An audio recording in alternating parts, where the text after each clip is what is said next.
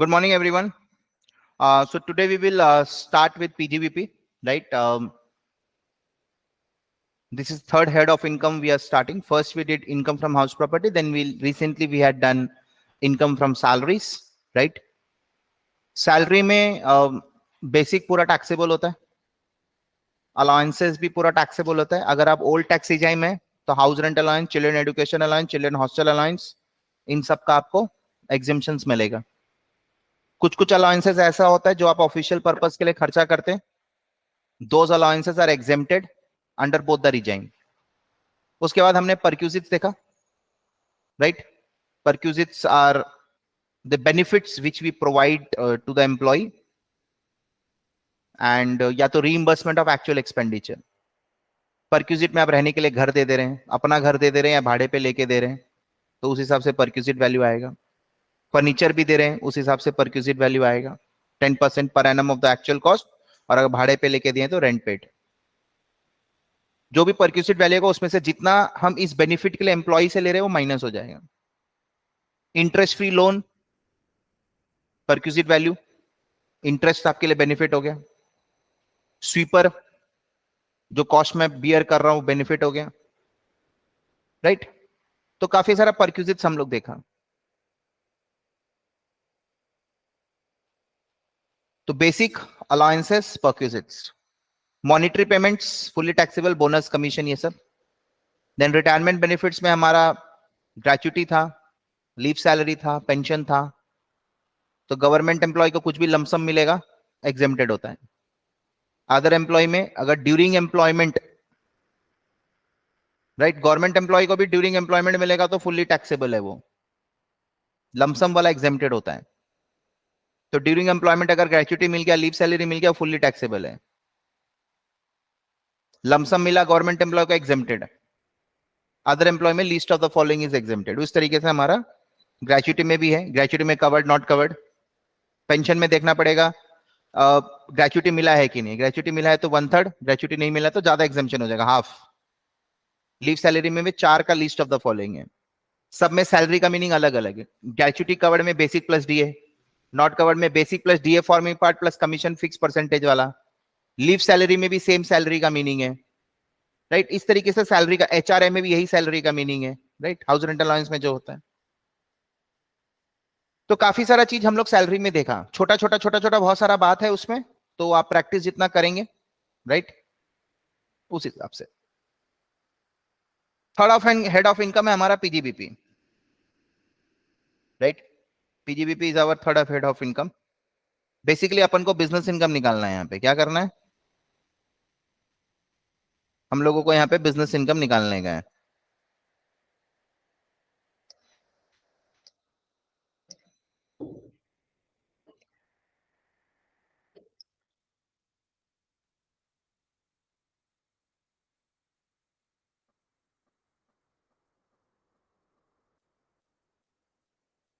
ना अकाउंट्स में हम लोग ट्रेडिंग पेल बनाते हैं, है ना? बेसिकली रेवेन्यू मतलब सेल्स, राइट? रेवेन्यू मतलब सेल्स हो गया,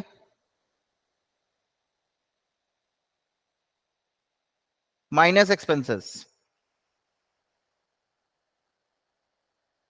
राइट? सैलरी, रेंट, डेप्रिसिएशन वगैरह जो भी. एक्सपेंसेस में दो टाइप का होता है.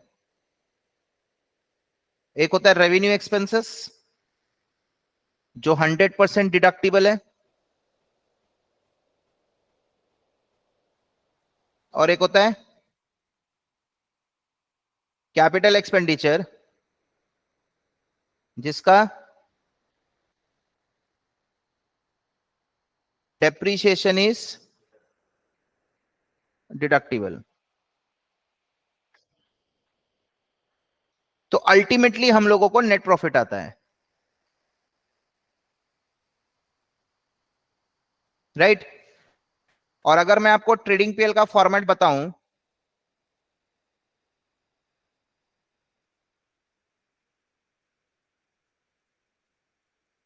तो सिंपली यहां पे ओपनिंग स्टॉक, यहां परचेजेस, इधर में सेल्स,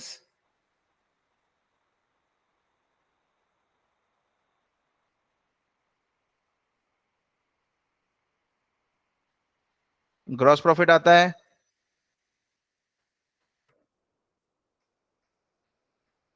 राइट ना, आप सभी को मालूम होगा ये चीज।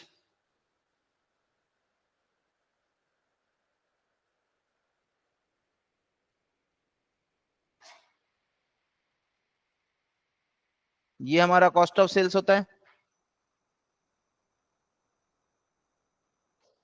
ये बॉक्स वाला portion. Opening plus purchase minus closing. Anyway, sales minus cost of sales is gross profit. है ना? अपन trading and profit and loss account देख रहे हैं। अब पीएल में क्या होता है? सारा का सारा indirect expenses,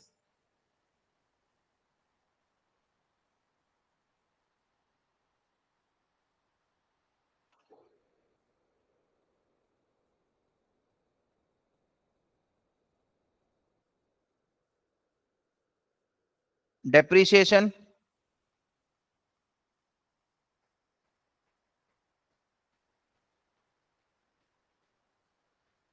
provision for bad date वगैरह। है ना? प्रोविजन होता है ना? अच्छा, अगर मैं कंपनी फॉर्म ऑफ बिजनेस कर रहा हूं, कंपनी फॉर्म ऑफ बिजनेस है मेरा, तो इनकम टैक्स भी होता है यहां पे, पर्सनल एक्सपेंस होता है वो। कोई एसेट बेचा हूं तो उसका लॉस ऑन सेल भी होगा यहां पे।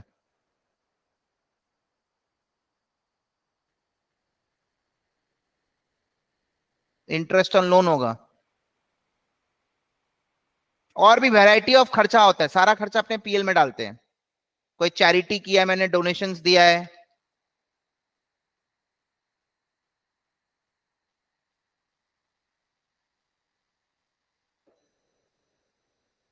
Right?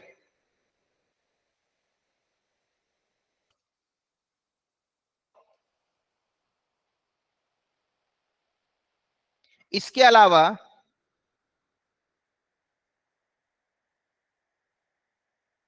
Commission received,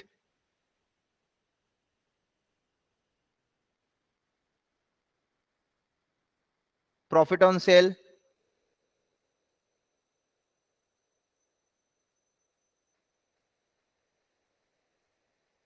rent received,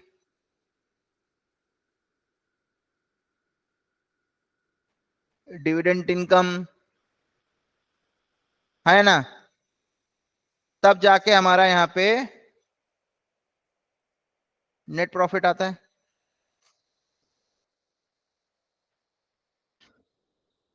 तो sales minus COGS gives me gross profit.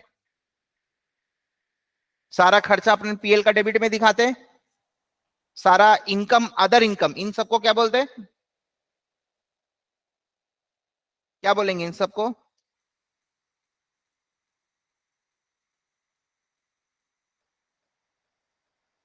This is what?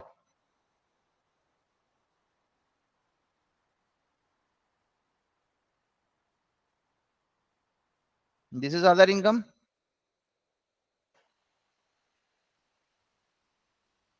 हाँ,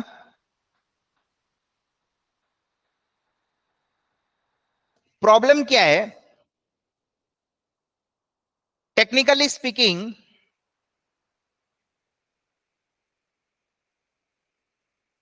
ये जो नेट प्रॉफिट है इस पे टैक्स लगना चाहिए बस। प्रॉब्लम क्या है? इस नेट प्रॉफिट में अगर आप गौर से देखेंगे, you have business related profit, you have dividend income, क्योंकि डिविडेंड इनकम क्रेडिट साइड में लिया, मतलब ग्रॉस प्रॉफिट में ये सब एडेड है।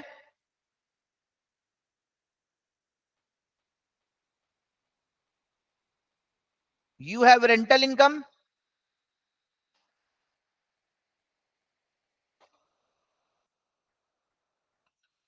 You have profit on sale of asset.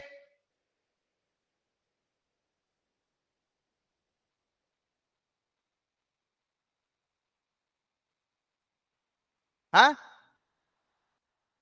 Sir,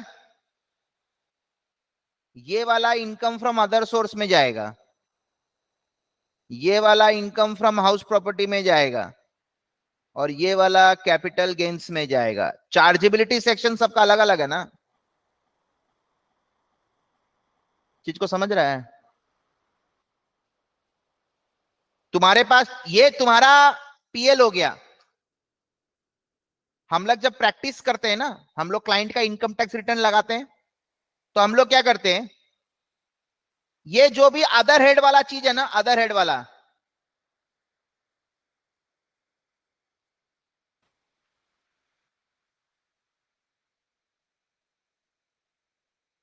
ये जितना भी देखो, कमीशन हम इंसिडेंटल आइटम मान रहे हैं, मेरा बिजनेस रिलेटेड है मान रहे हैं। अगर और कोई चीज का कमीशन इनकम मिला है तो बात अलग है, वो भी अदर सोर्सेज में जाएगा। But for the time being, business मतलब क्या, जिसमें हम ट्रेड करते हैं प्लस इंसिडेंटल आइटम्स, तो commission also comes under business income. हम बात करें इन तीन का, ये तीनों मेरा अदर इनकम है, कमीशन भी अदर इनकम है, बट वो बिजनेस रिलेटेड हो गया, इंसिडेंटल टू बिजनेस एक्टिविटी मान रहे हैं।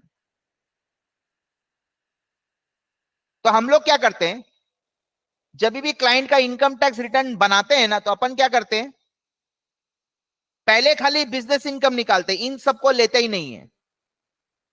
फिर बाद में अलग से एक इनकम एंड एक्सपेंडिचर अकाउंट बनाते हैं, उसमें बिजनेस का प्रॉफिट डालते हैं प्लस अदर इनकम डाल के टोटल प्रॉफिट बताते हैं। टेक्निकली वही होना चाहिए कि बिजनेस रिलेटेड प्रॉफिट अलग निकालो, अदर इनकम को बाद में जोड़ के, क्योंकि सब अलग अलग हेड में जाएगा।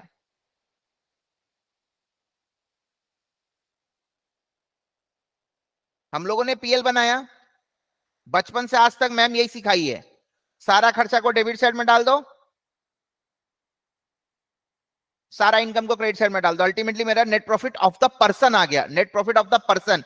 This is not net profit of the business, this is net profit of the person, because इसमें अदर इनकम भी इंक्लूडेड है।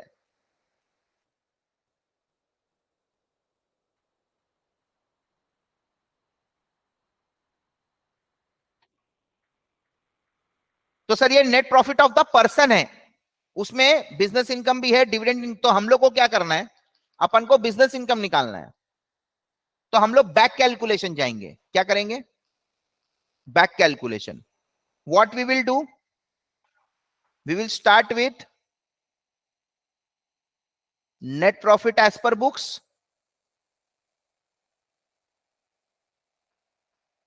इससे शुरू करेंगे, जो फाइनल फिगर दिया है उसमें से हम लोग लेस कर देंगे इनकम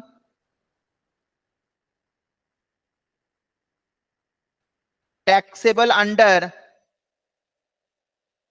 अदर हेड,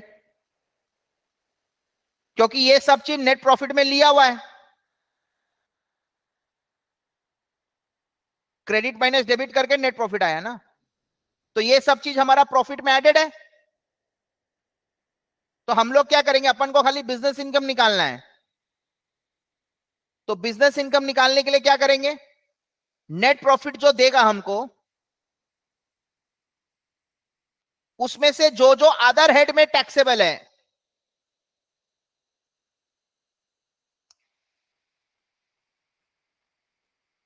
ठीक है, जो जो अदर हेड में टैक्सेबल है उसको हम लोग हटा देंगे।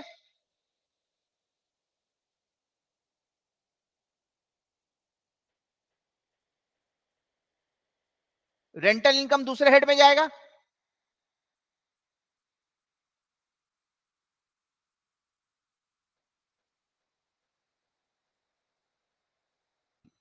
है ना?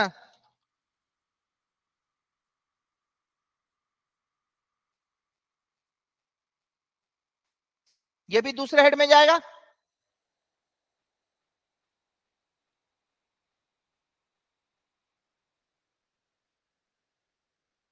अब प्रॉब्लम क्या मालूम है, जब यहां पे अदर इनकम है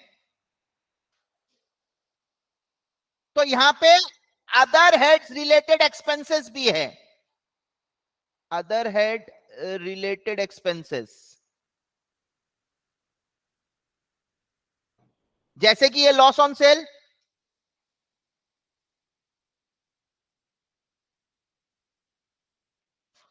जब प्रॉफिट कैपिटल गेन, तो ये लॉस भी कैपिटल गेन वाले हेड में जाना चाहिए। हाउस प्रॉपर्टी का इनकम कहां जाता है, हाउस प्रॉपर्टी हेड में, तो हाउस प्रॉपर्टी का लॉस कहां जाएगा, हाउस प्रॉपर्टी हेड में। तो जब प्रॉफिट दूसरे हेड का है तो लॉस भी दूसरे हेड में जाना चाहिए। ये नेट प्रॉफिट से लेस किया हुआ तो अपन ऐड बैक कर देंगे।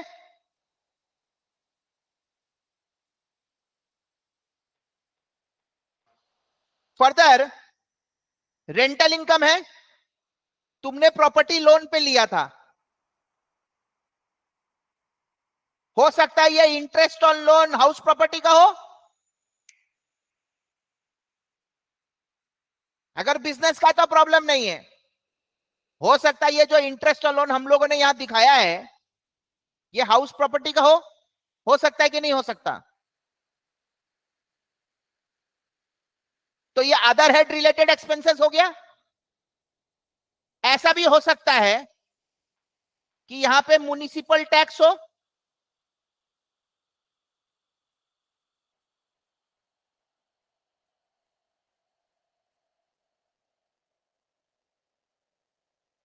म्युनिसिपल टैक्स भी हाउस प्रॉपर्टी रिलेटेड हो गया।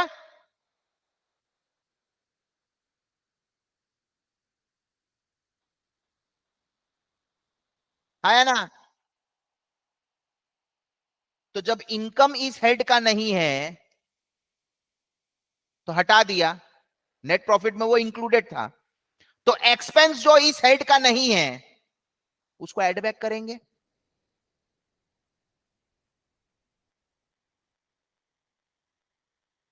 बरोबर है ना। सुना, एक सेकंड आ रहे हैं, रुको ना।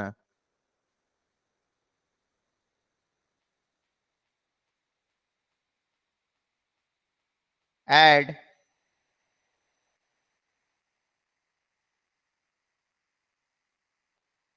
Expense oblique loss,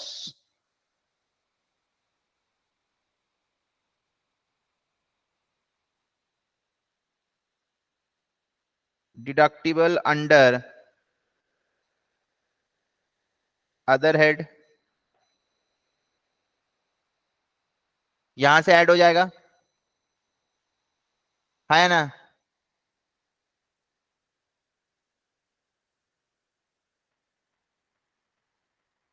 loss on sale of asset add back होगा, interest on loan taken for HP,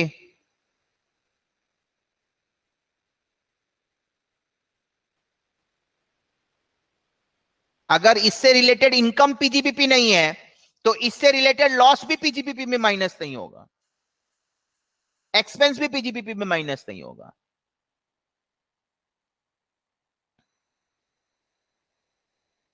got my point, हाँ है ना। तो अभी हमने क्या किया, इसमें से अदर देन बिजनेस इनकम हटा दिया, अदर देन बिजनेस एक्सपेंस हटा दिया, तो जो बचा प्रॉफिट वो बिजनेस प्रॉफिट बचा। अब उसमें भी प्रॉब्लम क्या है, इनकम टैक्स डिपार्टमेंट बोलता है कि हमारे लिए प्रूडेंस इज नॉट इंपॉर्टेंट। मतलब हम लोग जब अकाउंट्स बनाते हैं तो हम लोग प्रूडेंस फॉलो करते हैं, हम लोग जब अकाउंट्स बनाएंगे तो गौर करिएगा, हम लोग प्रोविजन दिखाया,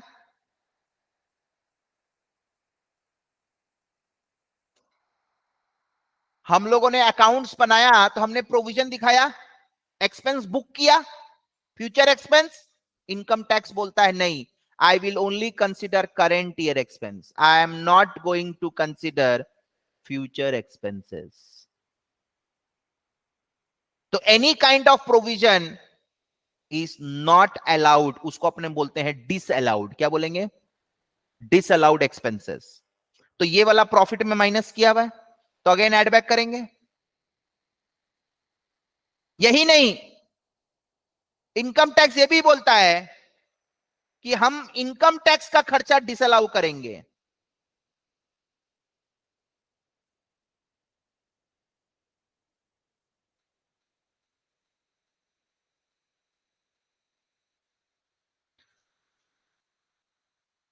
सोल प्रोप्राइटर में तो इनकम टैक्स वैसे भी पर्सनल एक्सपेंस होता है.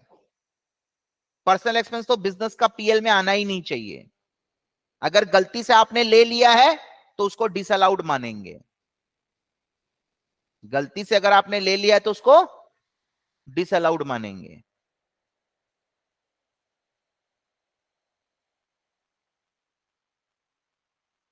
कंपनी में बिजनेस खर्चा होता है, बट पीजीबीपी कैलकुलेशन के लिए डिसअलाउड माना जाएगा. सोल प्रोप्राइटर में तो इनकम टैक्स पर्सनल एक्सपेंस ही होता है. सोल प्रोप्राइटर में इनकम टैक्स पर्सनल एक्सपेंस है, तो वैसे ही पीएल में आना नहीं चाहिए. अगर आपने लिया है तो डिसअलाउड. कंपनी में इनकम टैक्स बिजनेस एक्सपेंस होता है, लेकिन for the purpose of PGBP it will be disallowed. Further ये लोग बोलता है कोई चैरिटी डोनेशन नहीं अलाउ करेंगे.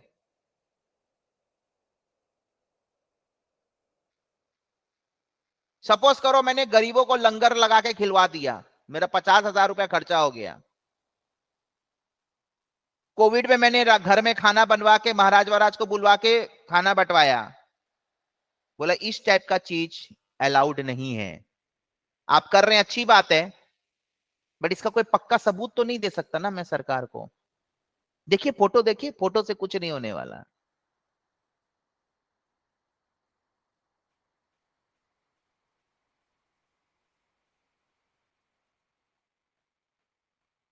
Got my point.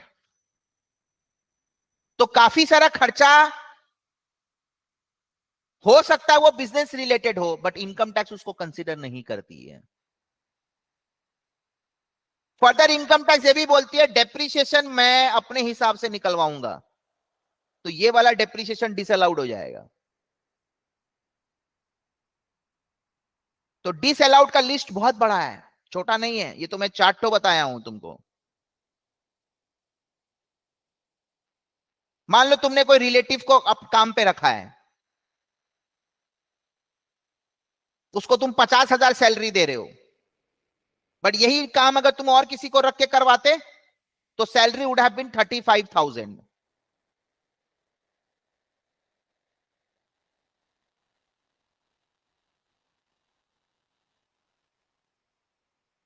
मैंने एक लैपटॉप खरीदा है, पूरा मार्केट में 40,000 रुपया उसका दाम है, लेकिन मैंने सपोज करो किसी रिलेटिव से खरीद लिया, उसको ज्यादा पैसा दे दिया, तो वो जो एक्सेस पेमेंट है ना वो डिसअलाउड हो जाएगा. किसी भी रिलेटिव को जब आप कोई भी एक्सेस पेमेंट करते हैं वो डिसअलाउड हो जाएगा. तो एक्सपेंसेस में ऐसा हो सकता है कोई रिलेटिव हो तो उसका फेयर मार्केट वैल्यू चेक करेंगे, राइट. तो वो फेयर मार्केट वैल्यू पे अगर रिलेटिव से ट्रांजैक्शन है तो फेयर मार्केट वैल्यू पे होना चाहिए. Excess payment to relative disallow हो जाएगा. किसी भी खर्चा का पेमेंट आप कैश में नहीं कर सकते. अगर कोई भी खर्चा अगर 10,000 से ज्यादा का है आप कैश में नहीं कर सकते, नहीं तो डिसअलाउ हो जाएगा.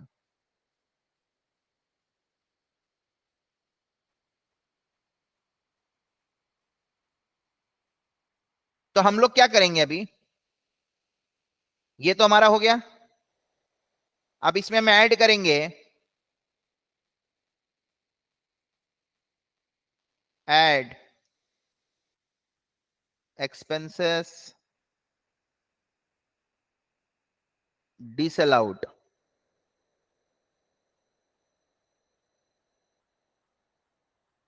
ठीक है. इसको ऐसे लिख लो, एक काम करो, थोड़ा बड़ा करके लिख लो।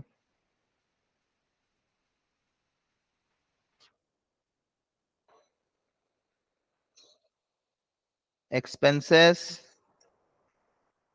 Debited to PL disallowed.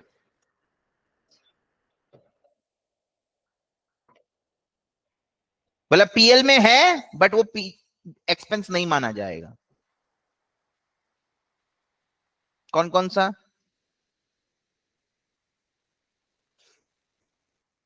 Depreciation as per books.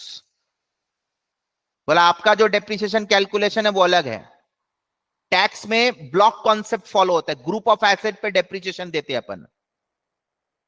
Accounts में तो अपने इंडिविजुअली कैलकुलेट करते हैं ना, बचपन में याद होगा अगर डेप्रीशिएशन चैप्टर किया होगा, M1 M2 M3 M4 M5 ऐसे करके। बट टैक्स में ग्रुप होता है, ग्रुप के हिसाब से डेप्रीशिएशन होता है।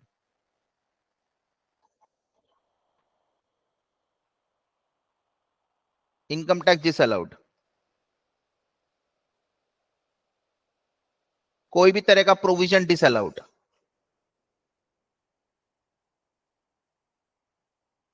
गलती से अगर कोई पर्सनल एक्सपेंस पीएल में डेबिट हो गया तो डिसअलाउड।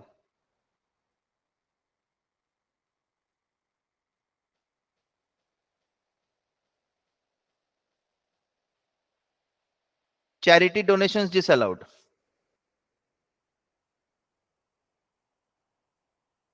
लिस्ट बड़ा है, छोटा नहीं है, बहुत बड़ा लिस्ट है। लेस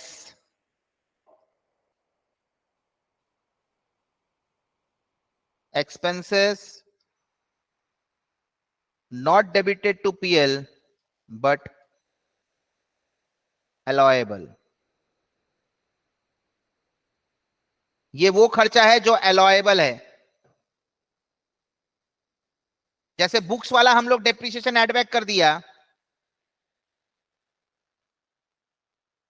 तो इनकम टैक्स रूल्स के हिसाब से जो डेप्रिसिएशन होगा उसको लेस कर देंगे।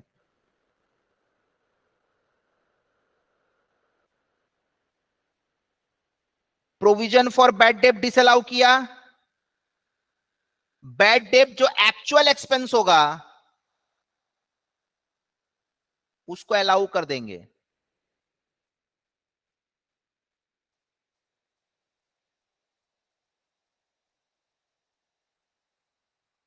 ठीक है,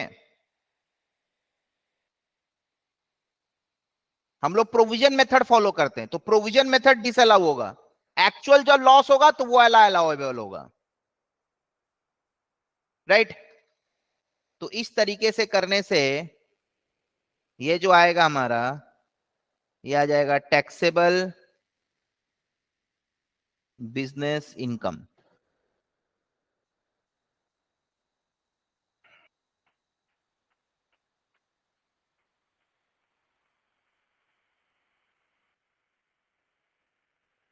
ठीक है, तो हम लोगों को पीएल दे देगा, ये वाला पीएल दे देगा। इसमें से जो इनकम पीजीबीपी वाला नहीं है उसको हटा दो, लेस कर दो। जो एक्सपेंस पीजीबीपी वाला नहीं है उसको ऐड बैक कर दो, प्लस उसके बाद पीजीबीपी वाला खर्चा है बट डिसअलाउड है, उसको भी ऐड बैक करो, और फिर जो अलग से अलाउएबल है उसको फिर लास्ट में लेस कर देंगे। तो जो इनकम पीजीबीपी वाला नहीं है इसको लेस करके हटा दिया, क्योंकि ये सब नेट प्रॉफिट में एडेड है, ये नेट प्रॉफिट में एडेड है, इसीलिए इसको अभी लेस कर रहे हैं। ये नेट प्रॉफिट से सब्ट्रैक्टेड था, इसीलिए इसको ऐड कर रहे हैं। राइट? ये सब भी नेट प्रॉफिट से सब्ट्रैक्टेड था, इसीलिए इसको ऐड करें, क्योंकि डिसअलाउड है। और ये सब कुछ भी नहीं था, एक्चुअल में लेस हो रहा है।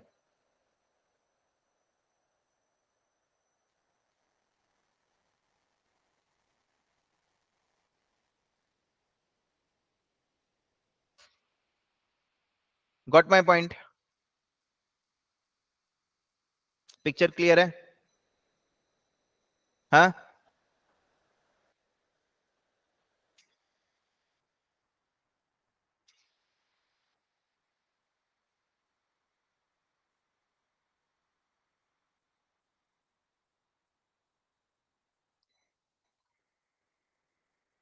ये क्वेश्चन करेंगे, पहले थोड़ा सा पढ़ लेते हैं। पीजीबीपी में जनरली ओल्ड टैक्स रिजिम और नया टैक्स रिजिम में ज्यादा फर्क नहीं है, दोनों का कंप्यूटेशन सेम है। तो ये पहले मैं न्यू टैक्स रिजिम का बता देता हूं। दिस इज, जैसे मैंने सैलरी में चार्ट दिया था ना,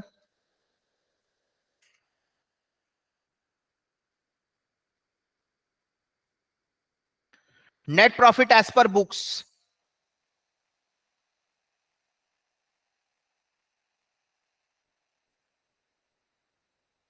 ठीक है।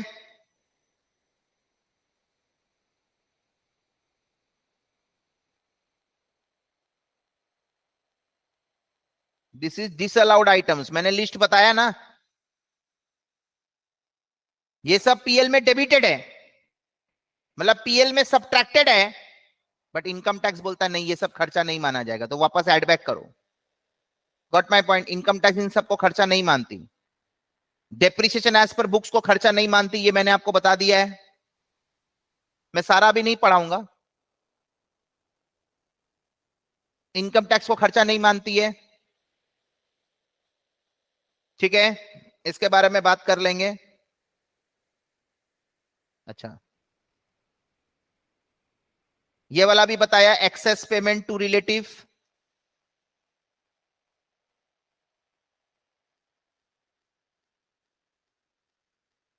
पढ़ो।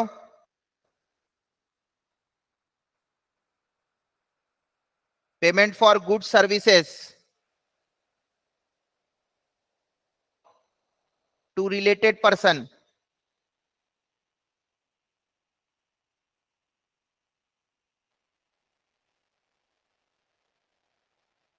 एक्सेस अनरीजनेबल, वो डिसअलाउड हो जाएगा।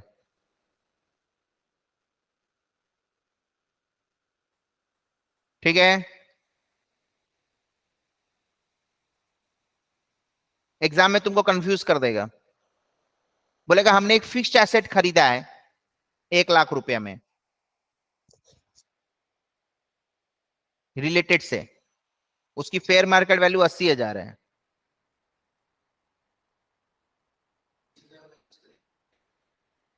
हमने एक फिक्स्ड एसेट खरीदा है 1 लाख रुपए का, उसकी फेयर मार्केट वैल्यू 80,000 है, कितना डिसअलाउड होगा? 0। क्यों बोलो तो? फिक्स्ड एसेट तो पीएल में आता ही नहीं है।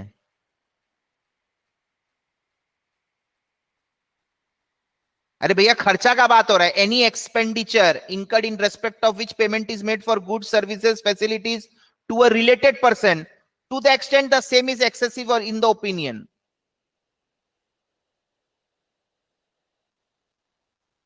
जो चीज पीएल में आता ही नहीं है उसका एक्सेस पेमेंट टू रिलेटिव क्या चेक करेंगे?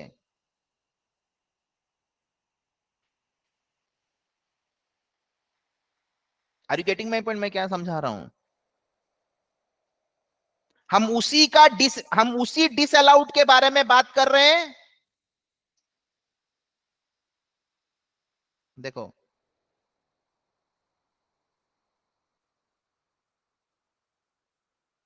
जो पीएल में डेबिटेड है,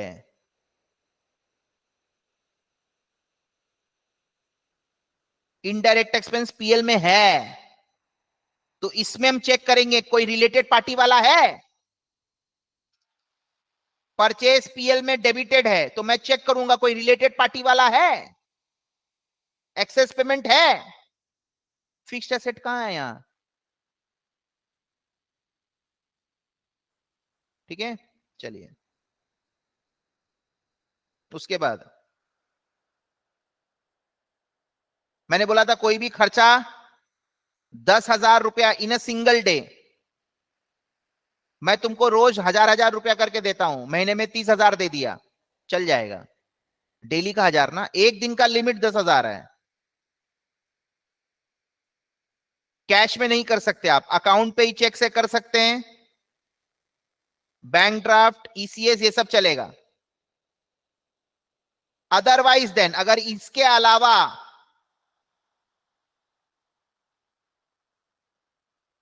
ये सब चलेगा, कैश, बियरर चेक डिसअलाउ हो जाएगा। मैंने मेरा स्टाफ को भेजा एक दिन, स्टेशनरी खरीद के ला, 14,000 का बिल बना, वो कैश दे के आ गया। बताओ अलाउड होगा कि डिसअलाउड?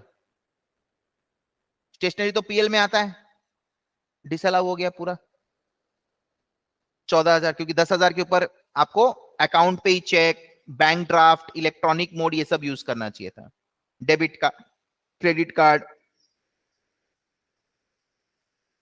राइट।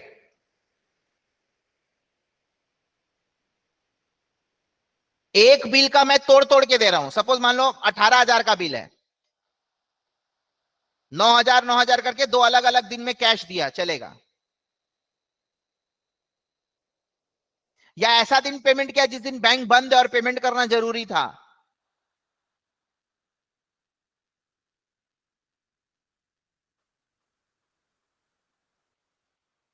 चल जाएगा,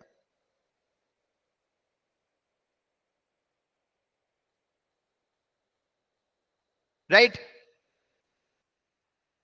अच्छा, ये वाला थोड़ा इंपॉर्टेंट है, सेक्शन 43B। हम लोग जो पीएल बनाते हैं ये क्या बेसिस पे बनाते हैं, कैश बेसिस पे कि एक्रूअल बेसिस पे? ये जो बनता है हमारा ये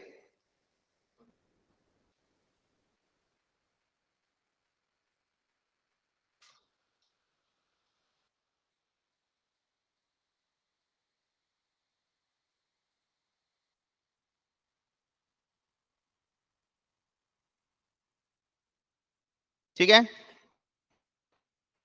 कुछ कुछ खर्चा, मतलब खर्चा का पैसा दिया और नहीं दिया फर्क नहीं पड़ता, इट इज एन एक्सपेंस, यही तो।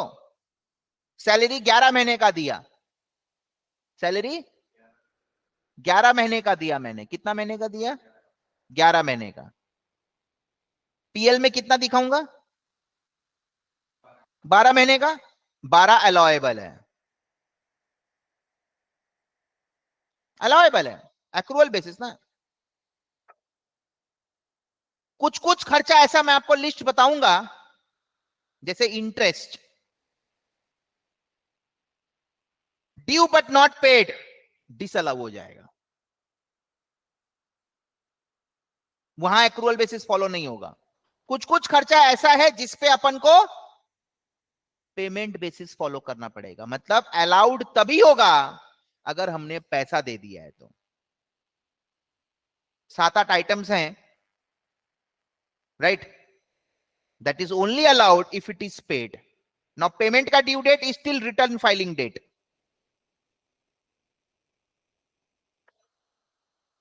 मतलब इस साल का मार्च तक नहीं, आप असेसमेंट ईयर का जुलाई तक आप पेमेंट कर सकते हैं, अगर आपका नॉन ऑडिट केस है तो। और आपका ऑडिट केस है तो 31 अक्टूबर, क्योंकि जिसका अकाउंट्स ऑडिट होता है उनका रिटर्न फाइलिंग डेट 31 अक्टूबर है उस केस में, राइट। सो यहां क्या लिखा है?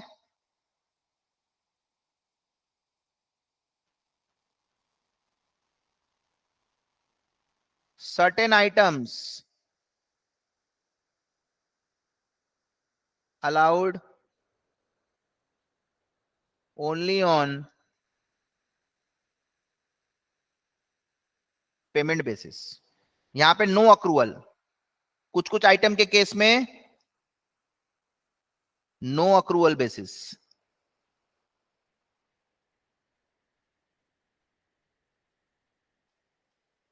ठीक है, आप रिटर्न फाइलिंग डेट तक पैसा दे सकते, कोई प्रॉब्लम नहीं है, नहीं तो डिसअलाउड हो जाएगा। आपने पेमेंट नहीं किया इसलिए डिसअलाउ हो गया।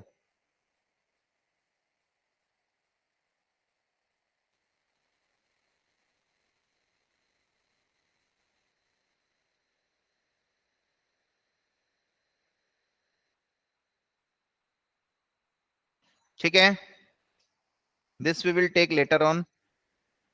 अभी मैंने बोला पर्सनल एक्सपेंस डिसअलाउड होता है।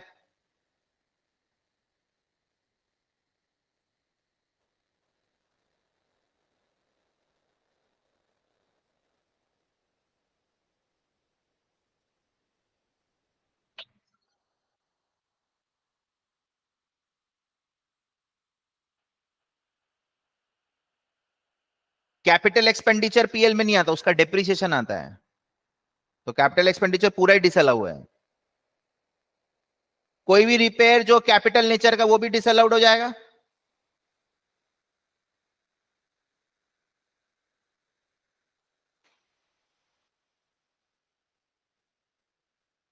हाँ,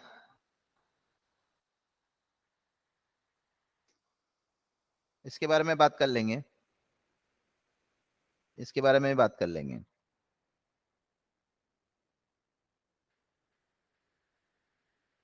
कोई भी लॉ को वायलेट करेंगे, डिसअलाउड,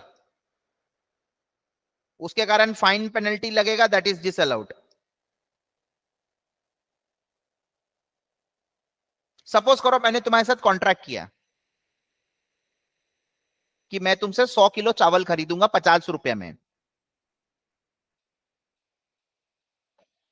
तो कॉन्ट्रैक्ट वैल्यू कितना हो गया? 50,000 रुपए का। मैंने तुमसे कॉन्ट्रैक्ट किया कि मैं तुमसे 100 किलो चावल खरीदूंगा 50 रुपए में, मेरा चावल का धंधा है।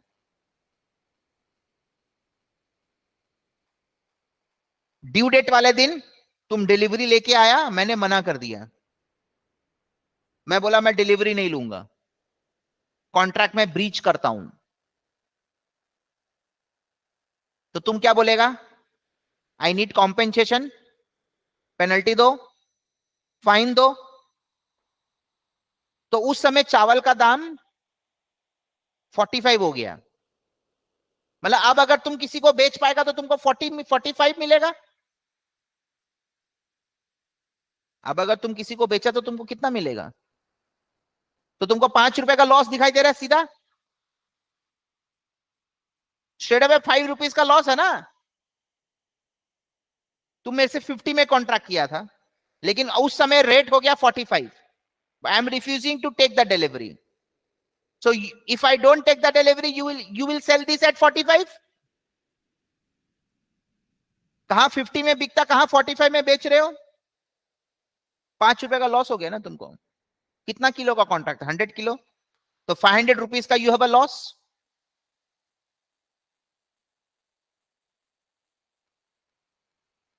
सॉरी, कॉन्ट्रैक्ट वैल्यू 5,000 था, गलती बोल दिया, 100 × 50। 5,000 का कॉन्ट्रैक्ट वैल्यू था, तुम 45 में अब उसको बेच पाओगे। तो 5 रुपया इंटू 100, 500 का लॉस है तुमको। तो तुम वो 500 कॉम्पेंसेशन मेरे से मांगोगे ना, मैंने तुमको दे दिया, penalty for breach of contract. ये अलाउएबल है कि डिसअलाउड है? ये नहीं, अलाउएबल है। कानून को थोड़ी उल्लंघन किया है, कॉन्ट्रैक्ट का उल्लंघन किया है। कोई मैं इनकम टैक्स लॉ को वायलेट करता, सेल्स टैक्स लॉ को वायलेट करता, जीएसटी लॉ को वायलेट करता, कोई क्रिमिनल लॉ को वायलेट करता, उसके कारण मेरे अंदर, मेरे पे फाइन पेनल्टी लगाया जाएगा, समझ में आ रहा है?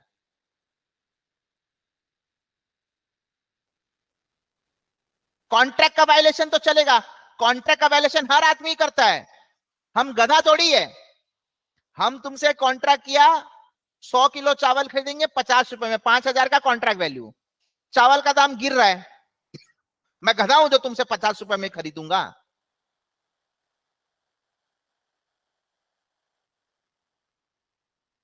मैं बोलूंगा मेरे को नहीं चाहिए, कॉन्ट्रैक्ट कैंसिल करो, और तुमको लॉस हो रहा है तो तुम मेरे से पेनल्टी मांगेगा, तो I am paying penalty for that. मैं तुमको पेनल्टी पेमेंट करने के लिए तैयार हूं। अच्छा, ये हमारे बीच पहले ही तय हो चुका था, पेनल्टी अमाउंट सपोज 2 रुपया, मैंने तो उस समय 45 रुपया अगर रेट हो गया है तो तुम मेरे से 5 रुपया मांगेगा, 5 × 100 500 रुपया पेनल्टी मांगेगा। सपोज हम लोग के बीच में पहले ही तय हो गया था कि कॉन्ट्रैक्ट कैंसिल करने से 2 रुपया हम लोग एक्सचेंज करेंगे, तो 2 × 100, 200 रुपया मैंने तुमको पेनल्टी दिया। तो मेरा बिजनेस एक्टिविटी है, मैं तो समझदारी से खेल रहा हूं। 45 मार्केट में दूंगा, 2 रुपया मैं तुमको दूंगा कॉम्पेंसेशन का, मेरे को तो 47 ही कॉस्टिंग आया, कहां 50 में खरीदा, कहां 47 में माल आ गया। तो कॉन्ट्रैक्ट ब्रीच करना it's a part of business activity, it's a natural thing, उसका पेनल्टी इज अलाउड, लेकिन लॉ कानून उसका पेनल्टी इज नॉट अलाउड। देखो यहां पे लिखा हुआ भी है, however penalty in the nature of damage for delay in completion of contract being compensatory is allowable।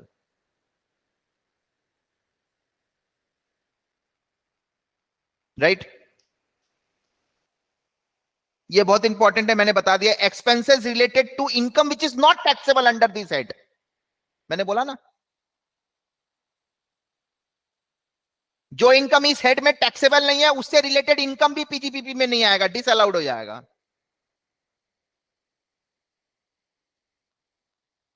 ये सब बाद में देखेंगे। अब ये सब अलाउेबल है, मैंने बोला ना depreciation as per IT rule allowable है, क्योंकि बुक्स वाला एड बैक कर दिया तो इनकम टैक्स रूल्स वाला लेस कर देंगे।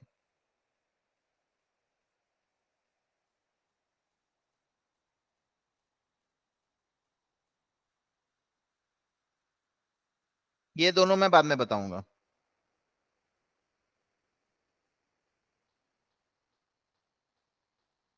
ये सब इस हेड में नहीं जाएगा, अदर हेड में, income credited in PL but taxable under other head.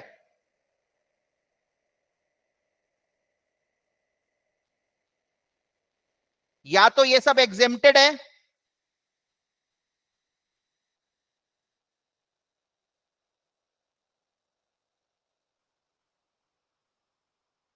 या तो ये सब एग्जेम्प्टेड है,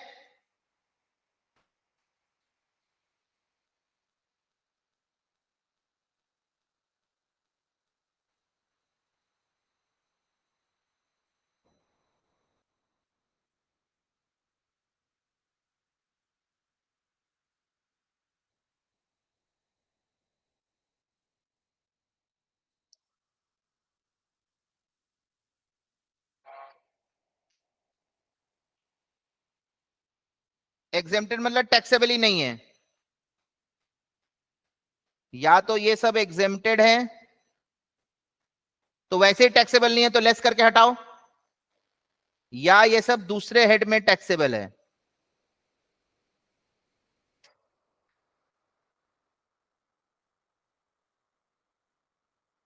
जैसे डिविडेंड इनकम आईएफओएस में जाएगा,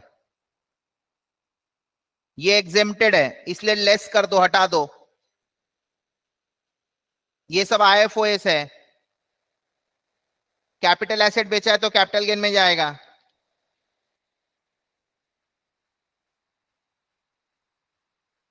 हाउस प्रॉपर्टी में जाएगा रेंटल इनकम, है ना, विनिंग फ्रॉम लॉटरी, ये सब आईएफओएस। अगर कोई गिफ्ट वगैरह मिलता है तो वो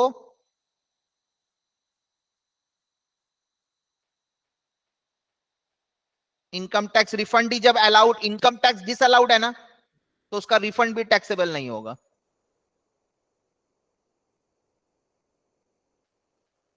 right, since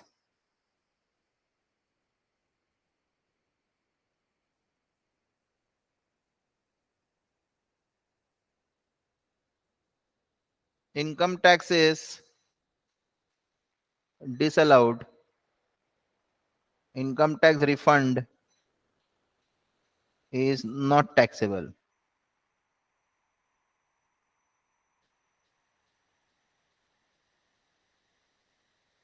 interest on income tax refund other sources में टैक्सेबल होगा, कई बार गवर्नमेंट लेट से रिफंड देती है।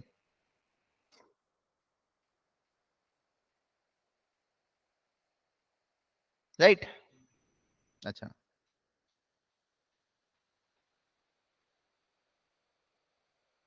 ये पूरा ही मैं बाद में बताऊंगा, अभी अभी छोड़ दो इसको। तो देखो ये हमारा बिजनेस इनकम आ गया ना, PGBP, profit and gains from business और प्रोफेशन। मतलब taxable income, business income, right.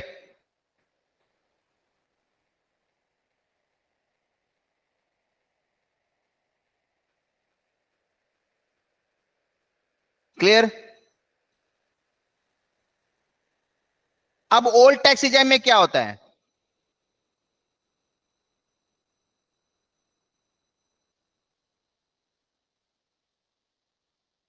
पहले न्यू टैक्स रिजाइम का निकाल लो ऊपर से, जैसे निकाला।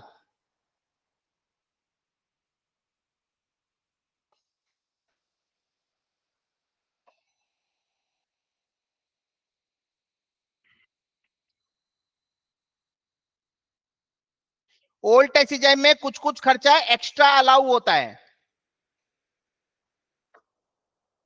Additional depreciation. जब मैं आपको डेप्रिसिएशन कैलकुलेशन समझाऊंगा ना, तब आपको समझ में आ जाएगा। तो एडिशनल डेप्रिसिएशन लेस कर दूंगा तो ओल्ड टैक्स रिजाइम का फिगर आ जाएगा। ये दोनों ही एडिशनल डेप्रिसिएशन का क्लॉज है। नॉर्मल जो डेप्रिसिएशन है वो तो मिलेगा ही, प्लस एडिशनल मिलेगा।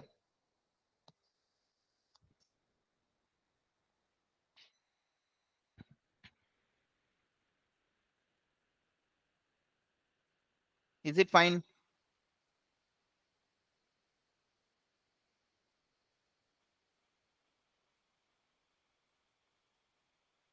हम्म। क्लियर।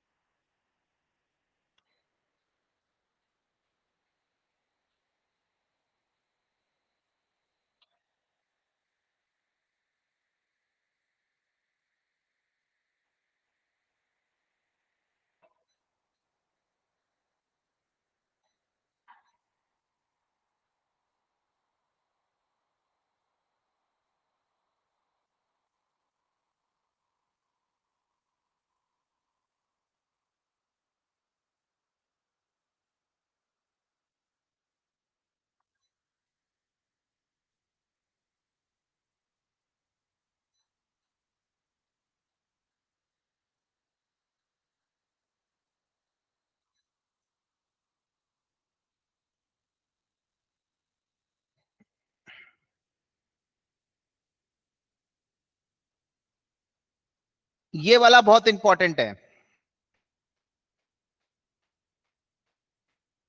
पूरा चैप्टर में हम लोग क्या क्या सीखेंगे? These are allowable items. तो अलाउएबल आइटम्स का क्या करेंगे? कुछ नहीं करेंगे। अलाउएबल आइटम्स का क्या करेंगे? कुछ भी नहीं करेंगे। तुम लोग को घर पे क्या करना है मैं बताता हूं।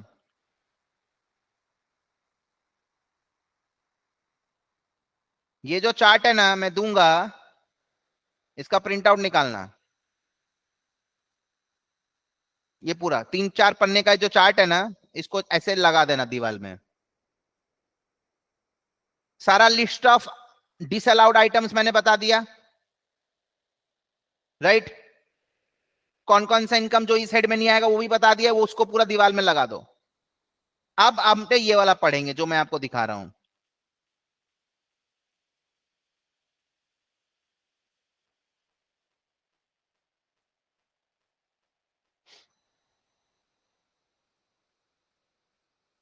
तो उसमें सारा डिसअलाउड आइटम्स है ना, तो बाकी सारे आइटम्स जनरली अलाउएबल हो जाएंगे। तो जो आइटम्स अलाउएबल है वो प्रॉफिट से माइनस होना चाहिए, और वो ऑलरेडी पीएल में है, मतलब माइनस किया हुआ है, इग्नोर।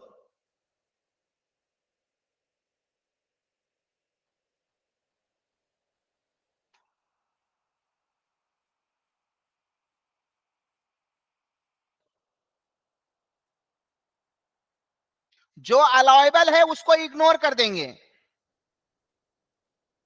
आपको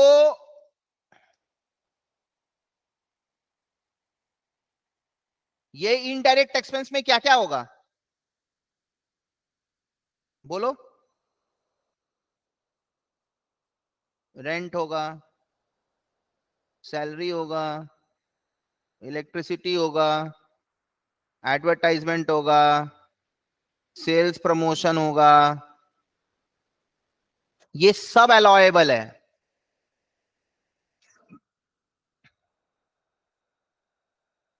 देखो इसका कोई ट्रीटमेंट किया क्या हम लोग यहाँ पे? अलाउएबल आइटम्स का कोई ट्रीटमेंट किया? उन अलाउएबल्स का किया जो पीएल में नहीं है।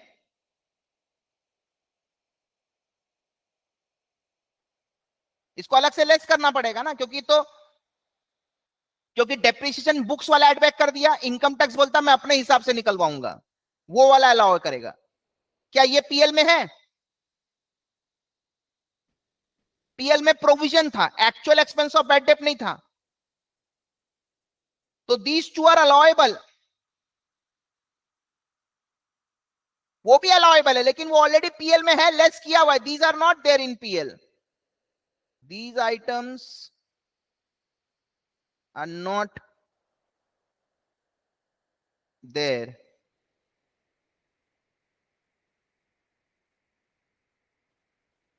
इन पीएल अकाउंट। तो इसलिए इसको अलग से लेस किया ना, अलाउ किया। जो ऑलरेडी पीएल में है, अलाउएबल है, उसका कुछ नहीं करेंगे, सिंपली इग्नोर। ठीक है? हाँ, डिसअलाउड इनएडमिसिबल डिडक्शन मतलब डिसअलाउड हो गया। Expenses of payments not deductible in certain circumstances, ये भी डिसअलाउड हो गया, है ना?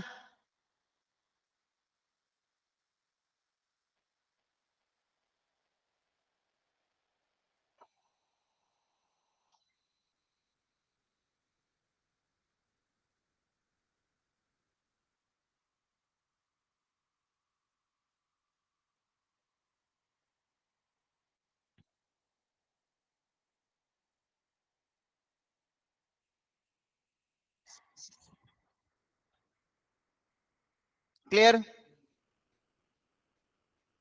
This is deemed income, deemed business income. समझाऊंगा।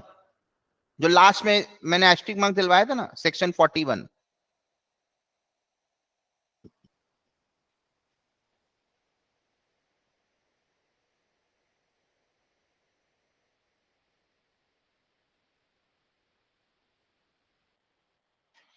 और ये अदर प्रोविजंस मतलब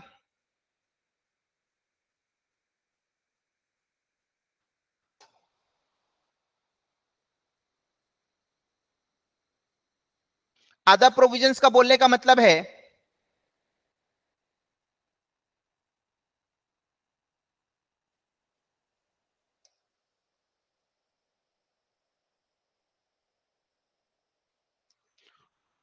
do you required to maintain books of accounts?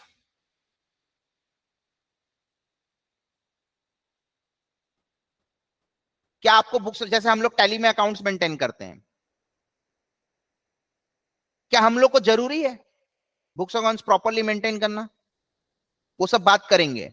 अगर आपका टर्नओवर एक सर्टेन लिमिट को क्रॉस करेगा तो आपको बुक्स ऑफ अकाउंट्स बनाना जरूरी है, proper books of accounts, double entry book keeping, right? क्या आपको ऑडिट करवाना पड़ेगा चार्टर्ड अकाउंटेंट से? अगर जैसे हमारा टर्नओवर 1 करोड़ को क्रॉस करेगा, तो if our turnover crosses 1 crore, then we are suppose to get our accounts audited.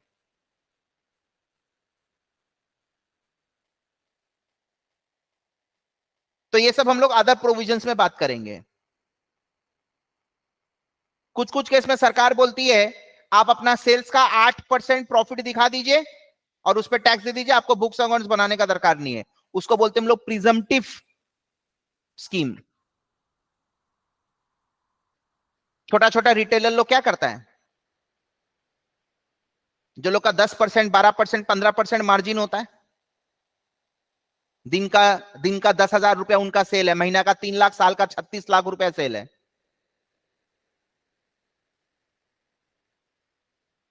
साल का 36 लाख का 15% करो, कितना होता है? 5,40,000। मतलब महीना का 40-50 हजार रुपया कमाने वाला आदमी तो जो लोग महीना का 40-50 हजार रुपया कमाता है, उन लोगों को तुम बोलेगा तुम अंकित पटवारी को रख के अकाउंट्स मेंटेन करवाओ, तो लोग बोलेगा महीने का जो मेरा कमाई है वो तो अंकित पटवारी ले जा रहा है। तो वो छोटा बिजनेसमैन लोग के लिए सरकार रिलीफ दी है, बोला कोई तुम खाली अपना सेल का हिसाब रखो,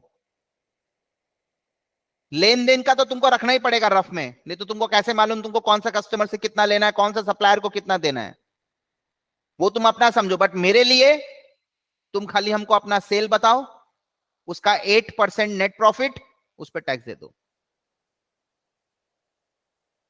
कोई बुक्स ऑफ अकाउंट्स का दरकार नहीं है। तो ये सब चीज हम लोग अदर प्रोविजंस में देखेंगे।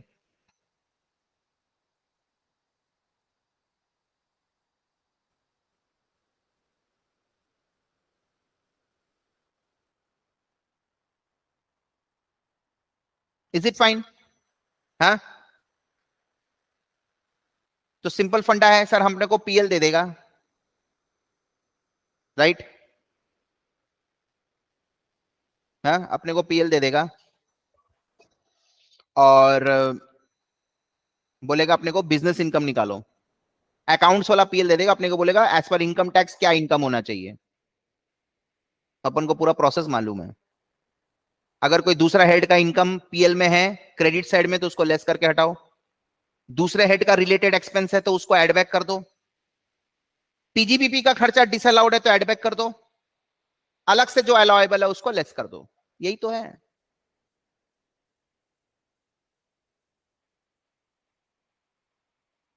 राइट?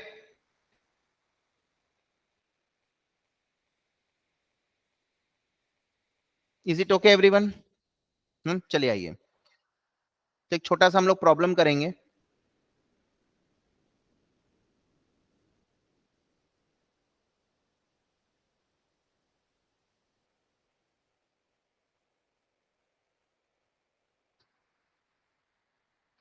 अच्छा, उसके पहले ना मैं तुमको थोड़ा सा एक चीज बता देता हूँ, उसको थोड़ा मैं और इसमें लिखवा देता हूँ। जैसे कुछ कुछ डिसअलाउड आइटम, अच्छा थोड़ा सा एक सेकंड रुको। इसको कराने से भी नहीं होगा। जो लिस्ट है ना वहां पे मैं कुछ कुछ थोड़ा सा और डिसअलाउड लिखवाता हूँ, जैसे सब डिसअलाउड है।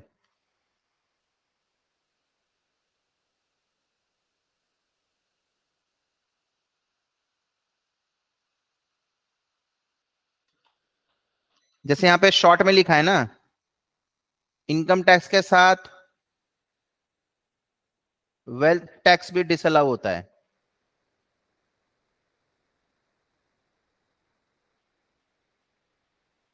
ठीक है, okay.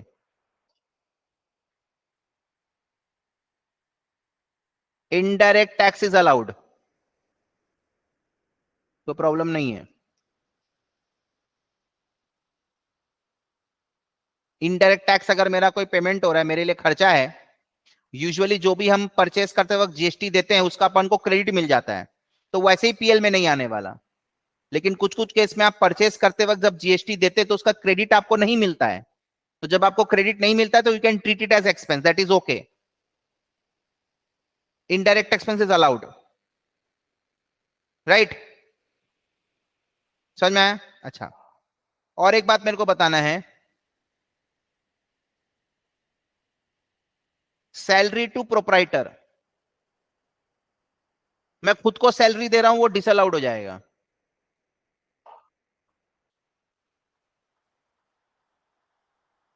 Interest on owned capital disallowed हो जाएगा। खुद को सैलरी खुद को इंटरेस्ट आप नहीं दे सकते। हालांकि पार्टनरशिप फर्म में पार्टनर को अगर रेम्यूनरेशन मिल रहा है, पार्टनर को अगर इंटरेस्ट मिल रहा है, तो पार्टनरशिप फर्म उसको एक्सपेंस दिखा सकता है, प्रोप्राइटरशिप में नहीं होगा। Interest on capital, salary to partner,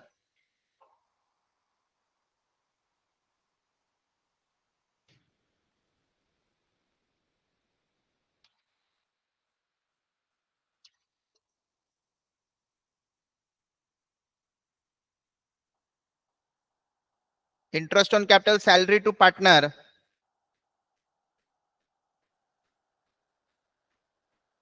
allowed होता है।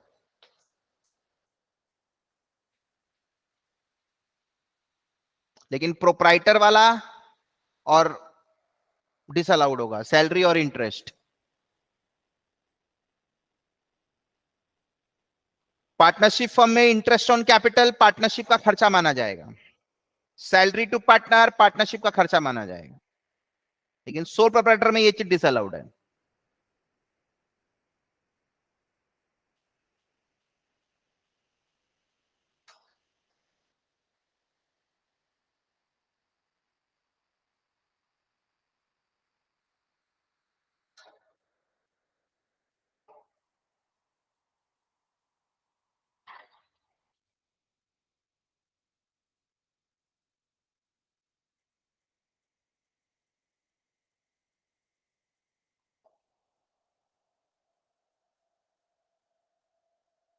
ठीक है, इज इट ओके एवरीवन?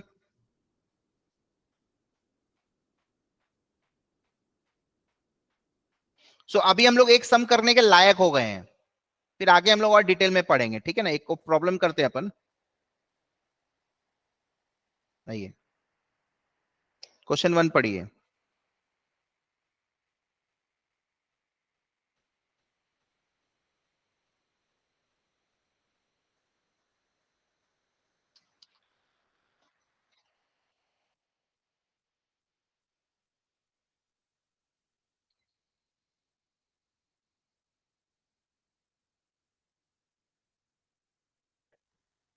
हम लोग को नेट प्रॉफिट दे दिया है,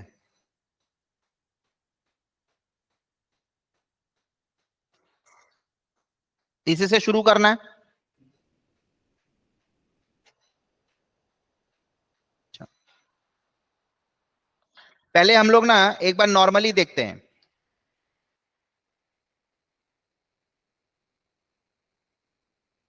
ये अलाउड है, अलाउड मतलब इग्नोर है ना। अलाउड मतलब इग्नोर, क्योंकि ये ऑलरेडी नेट प्रॉफिट में लेस किया हुआ है। ये भी अलाउड है, ये वाला डिसअलाउड मतलब ऐड, वेल टैक्स भी,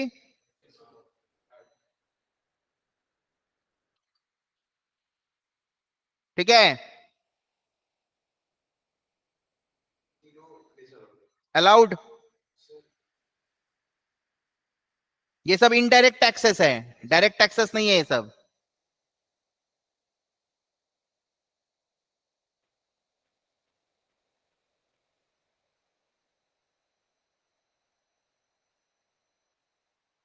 ठीक है, penalty for breach of contract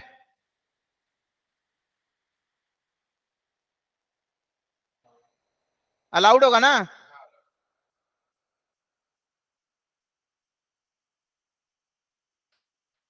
penalty for breach of contract क्या होगा? ब्रीच ऑफ लॉ होता तो हाँ, salary to proprietor, interest on own capital, LIC premium of proprietor, पर प्रोप्राइटर का एलआईसी प्रीमियम पर्सनल एक्सपेंस हो गया ना।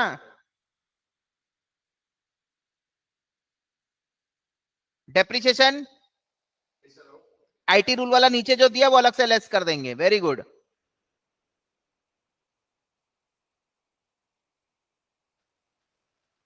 बैड डेप्ट, बैड डेप्ट अलाउड होता है,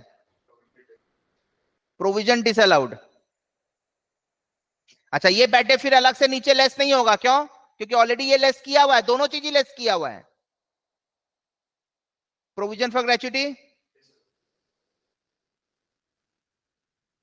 समझ गया मेरा बात। और आईटी रूल वाला लेस कर देंगे। अच्छा, पीएल में कोई भी ऐसा इनकम नहीं है जो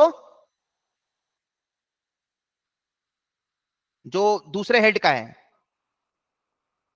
no other head of income. यहाँ पे दूसरे हेड ऑफ इनकम, दूसरा हेड ऑफ इनकम है ही नहीं, तो खाली डिसअलाउड का ही लिस्ट दिया हुआ है।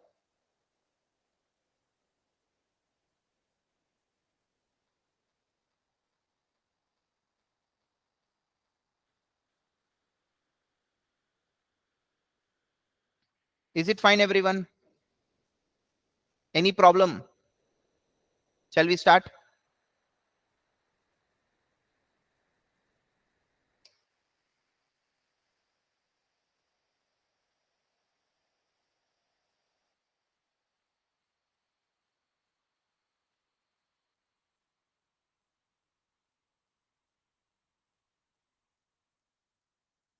Statement showing computation of business income.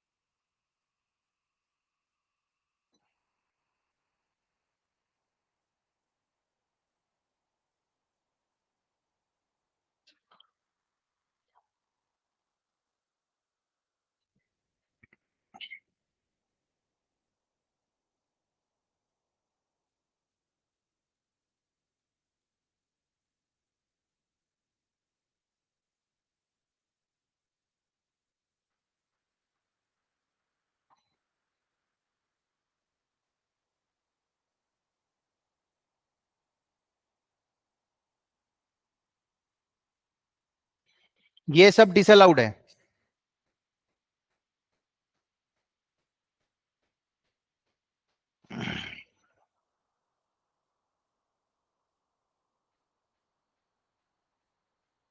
मतलब ये सब खर्चा पीएल में डेबिटेड है, बट इनकम टैक्स बोलता है हमारे लिए खर्चा नहीं है। इन सब चीजों को मैं खर्चा नहीं मानूंगा।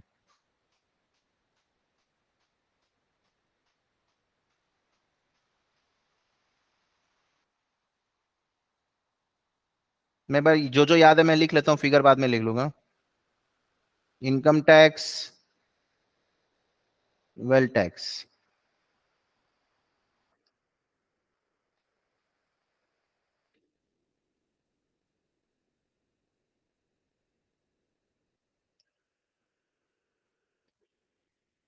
सैलरी टू प्रोप्राइटर था,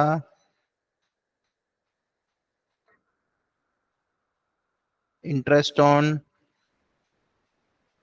ओन्ड कैपिटल भी था,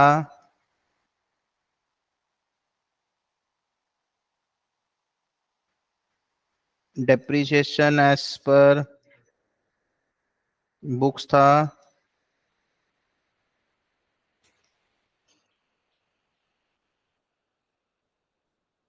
LIC प्रीमियम ऑफ प्रोप्राइटर था, EFG,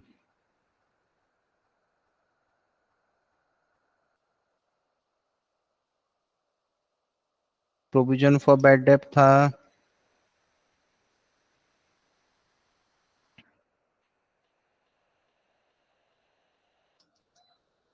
प्रोविजन फॉर ग्रेच्युटी था।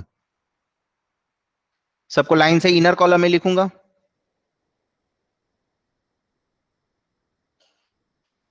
और फिर अलग से मैं लेस करूंगा depreciation as per IT rules.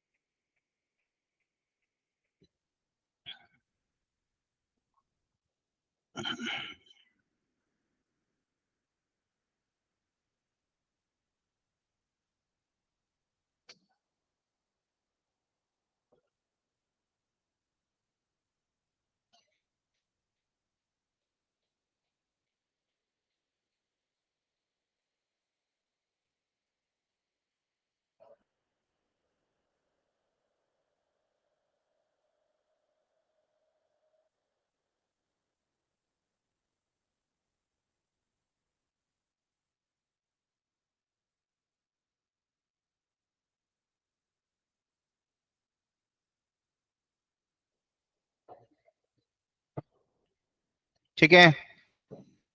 हाँ, चलिए फिगर देख लेता हूँ क्विकली। 10,000, 5,000। अच्छा, penalty for breach of contract भी था। अच्छा, वो तो अलाउेबल है। डिस अलाउड ही लेना है ना खाली, हाँ। Income tax tax wealth tax 5, 20 और 5। ठीक है, लिखता हूं पहले। इसका है 10, 5, 20, 5। LIC 6, depreciation 30।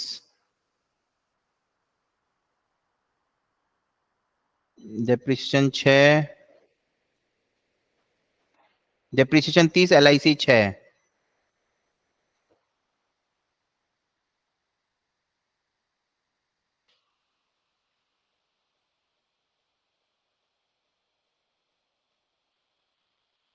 हम्म,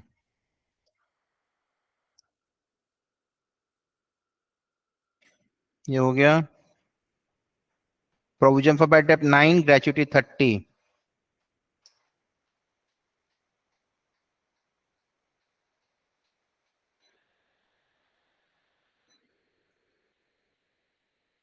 इसका टोटल बताओ। हाँ। हम्म। और IT रूल्स वाला 40 लेस कर दूंगा।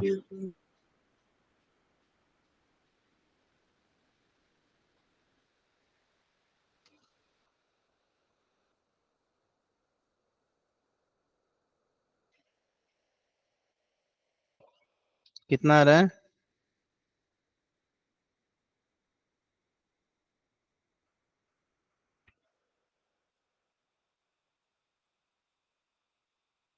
ये हमारा PGBP आ गया।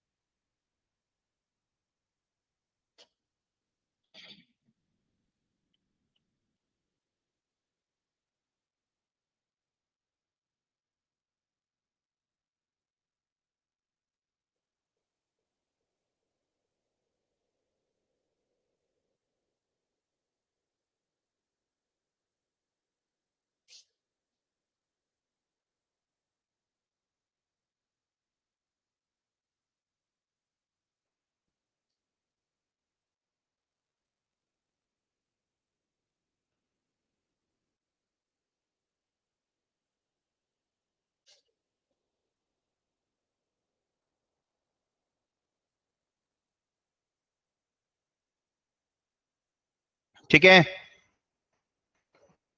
Is it fine everyone?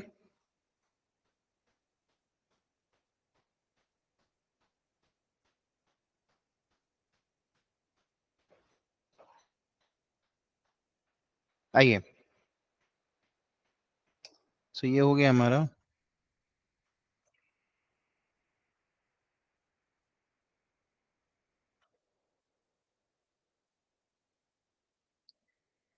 हम्म। एक और क्वेश्चन करते हैं, नंबर 2।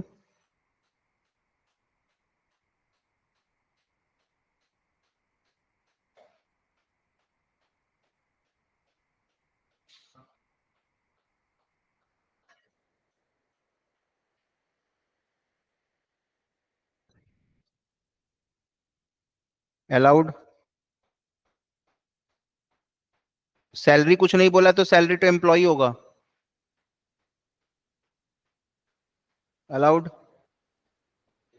दोनों डिसअलाउड। ठीक है। पक, तीनों अलाउड है। हम्म।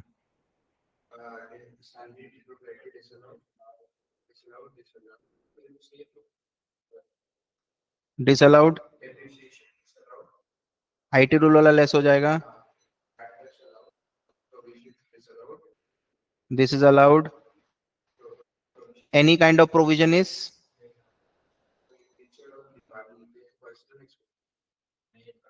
नाउ एक्सपेंडिचर ऑन दिवाली है तो क्या हुआ, बट ये अलाउड होता है। इनकम टैक्स इसको क्लैरिफाई कर दिया कि है ये पर्सनल एक्सपेंस पूजा, लेकिन दिवाली में जो खर्चा करेंगे आप उसको बिजनेस एक्सपेंस ट्रीट कर सकते हैं। ये अलाउड होगा 1/5 ओवर 5 सक्सेसिव ईयर्स।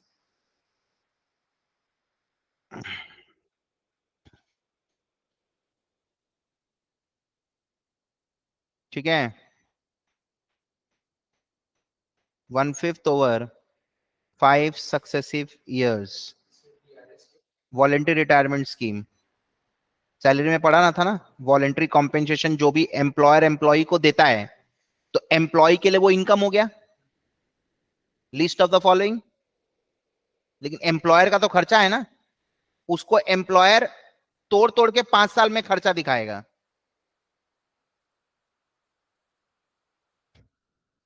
राइट, हाँ इतना पहले अलाउ करेंगे 20,000, फिर बाद में नीचे 1/5 अलाउ करेंगे, तो इफेक्टिवली 4/5 डिसअलाउ हो रहा है ना।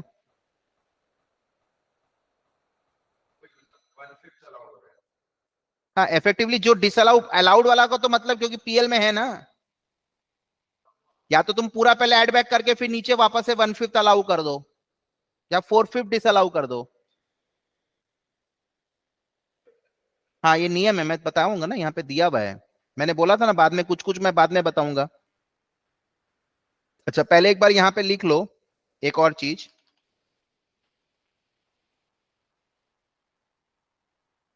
जैसे यहाँ पे एक चीज नहीं लिखा हुआ है, any kind of provision is disallowed. पहले वो प्रोविजन वाला बात लिख लो, कहाँ लिखेगा वही मैं जगह देख रहा हूँ, यहाँ कहीं पे भी लिख लो।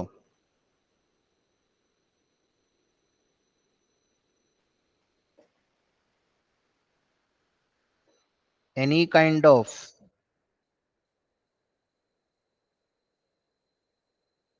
Provision is disallowed.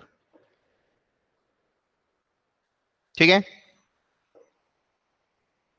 For example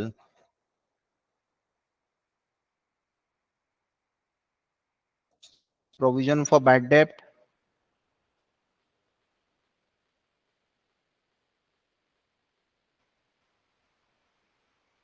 provision for gratuity.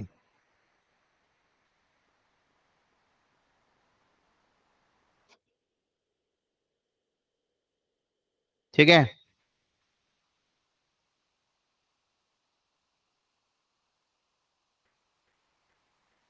अब आइए,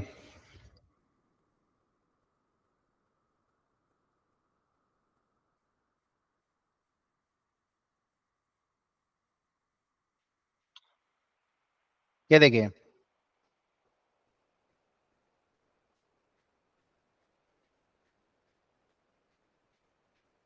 एक्सपेंडिचर वीआरएस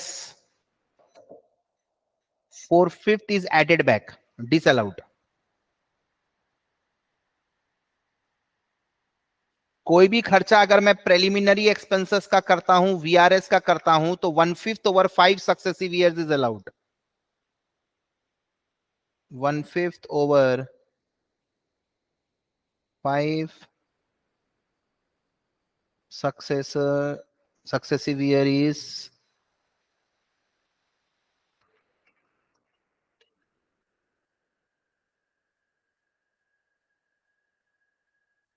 allowed।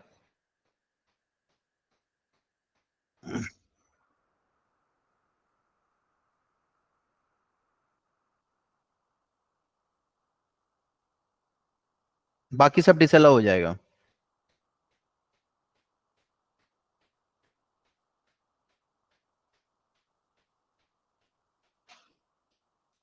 तो 1/5 इस साल अलाउ होगा,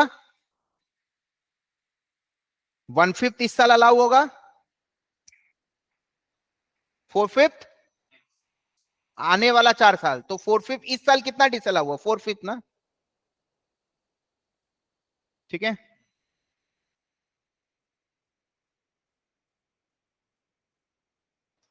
आइए,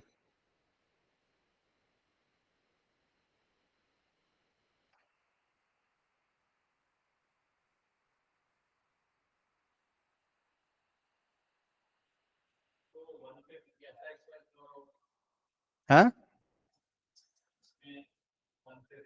जो फिगर दिया हुआ है पीएल में,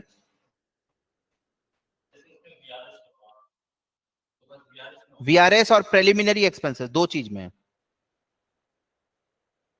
वॉलेंटरी रिटायरमेंट स्कीम और प्रिलिमिनरी एक्सपेंसेस, ये दो खर्चा है जो 1/5 करके अलाउ होगा। क्योंकि प्रिलिमिनरी एक्सपेंसेस किसको बोलते हो आप लोग, जो कंपनी के स्टार्टिंग में बनता है, फॉर्मेशन रिलेटेड एक्सपेंसेस, तो उसको एक साल में दिखाने का लॉजिक हमको समझ, इसलिए तोड़ तोड़ के 5 साल में दिखाएंगे। वीआरएस का अमाउंट बड़ा होता है, इसलिए तोड़ तोड़ के 5 साल में दिखाएंगे।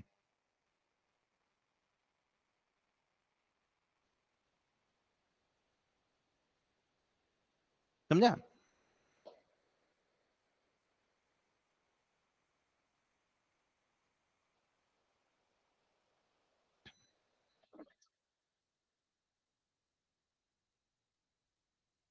Computation of business income, PGBP निकाल रहे हैं हम लोग।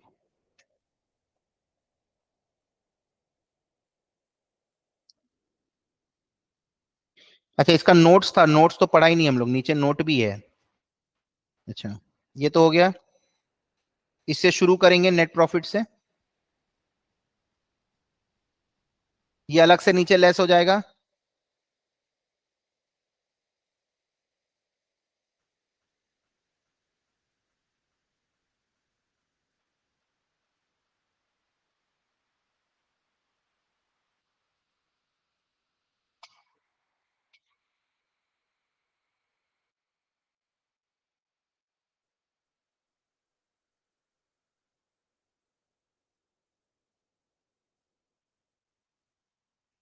डेप्रीशिएशन वाला अलग से लेस होगा।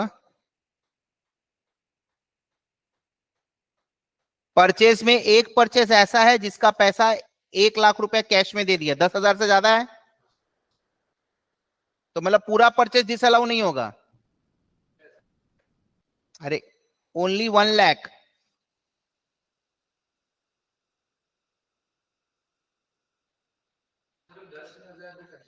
नहीं नहीं, 10,000 लिमिट है खाली चेक करने के लिए, डिसअलाउ पूरा ही होगा। 34 लाख का परचेज है ना, परचेज अलग अलग आदमी से किया होगा, तुमसे थोड़ा सा, तुमसे थोड़ा सा, तुमसे थोड़ा सा, ऐसे करके मैंने अलग अलग लोगों से परचेज किया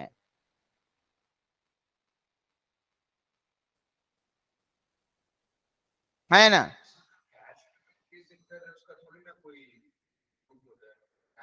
कैश बुक मेंटेन किया होगा ना तुम दिखा सकता है, तुम एडजस्ट करने के लिए कुछ भी कर सकता है। तुमको बुक्स उस हिसाब से सजाना पड़ेगा।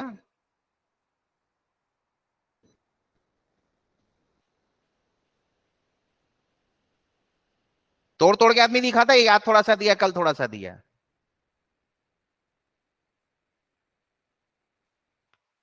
तो इस पूरा परचेज डिसअलाउ नहीं होगा, 1 लाख का परचेज कैश में किया, वो 1 लाख पूरा डिसअलाउ होगा। Only 1 lakh is disallowed. ठीक है, इसका सेक्शन एक बार देख लेते हैं यहाँ पे, इधर था ना अपना सेक्शन। एक्सेस पेमेंट का सेक्शन है 48(2), और इसका सेक्शन है कैश वाले का 48(3।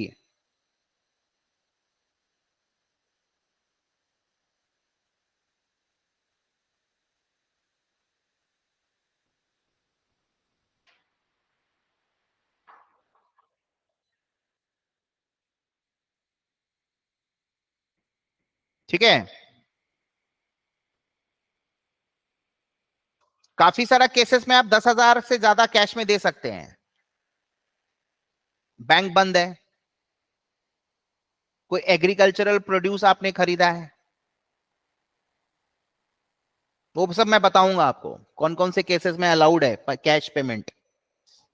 तो गवर्नमेंट का पेमेंट कर रहे हैं, आरबीआई को पेमेंट कर अलाउड है, क्योंकि वो सबको तो तुम अनअकाउंटेड कैश नहीं दे सकता ना। आरबीआई को जो तुम पेमेंट किया तुम वही कैश देगा जो तुम्हारे बुक्स में अकाउंटेड है, ब्लैक मनी वाला कैश थोड़ी दे सकता है।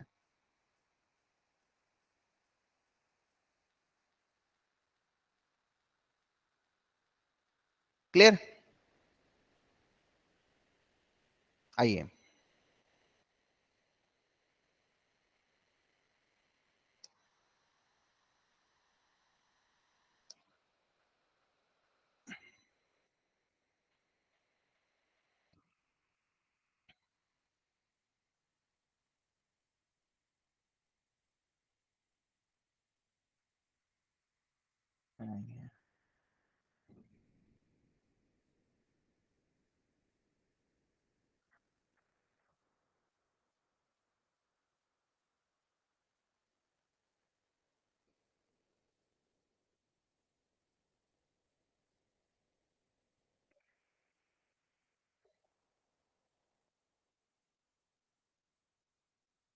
Net profit as per books 12 lakh दिया हुआ है।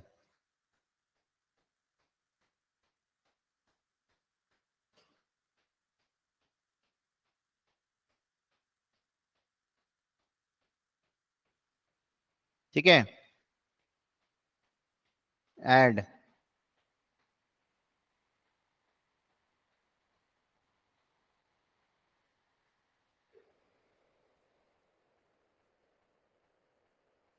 Expenses disallowed.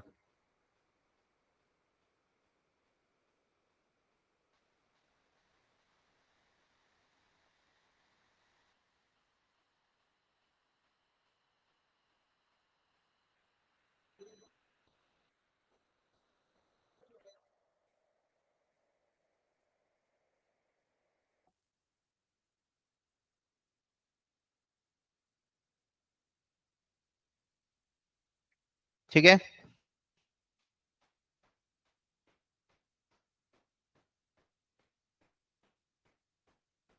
Income tax, wealth tax,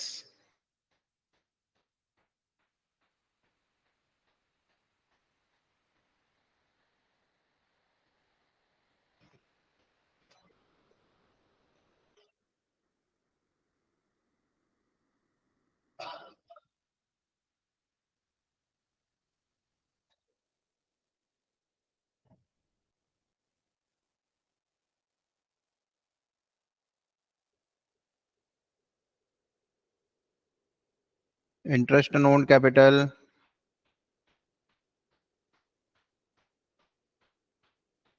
LIC premium of proprietor,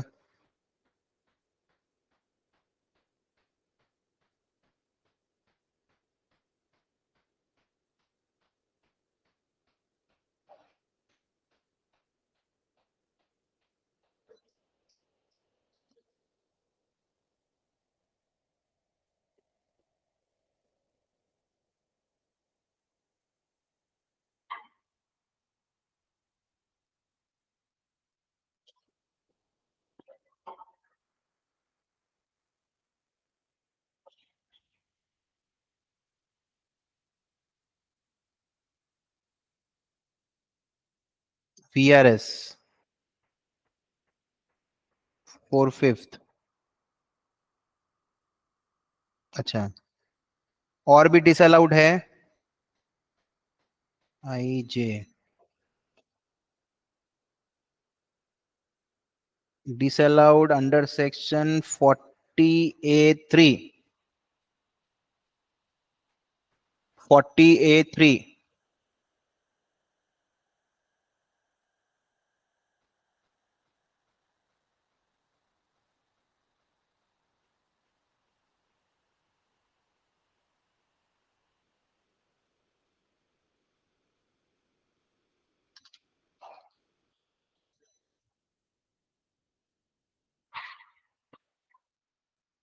और तो कुछ नहीं है ना? तो यहाँ नीचे नोट भी देंगे।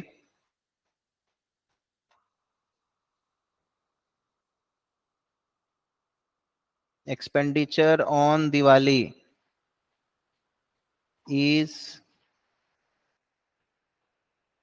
Allowable expense.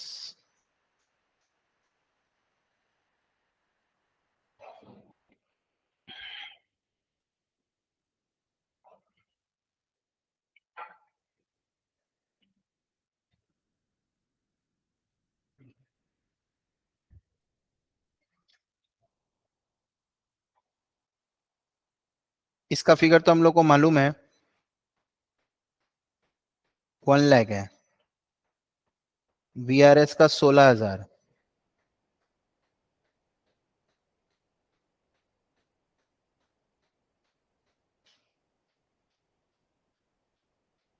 ठीक है, आइए। 4,000, 2,000।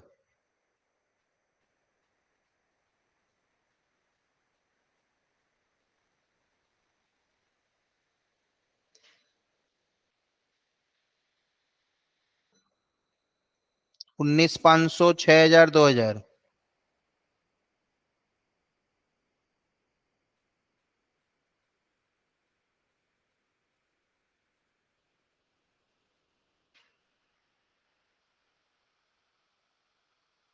डेप्रीशिएशन 12,000।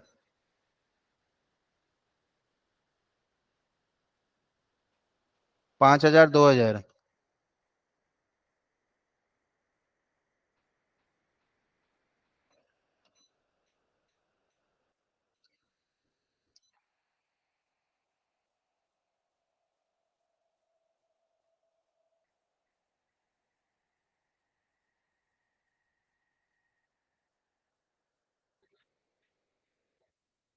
ठीक है ना?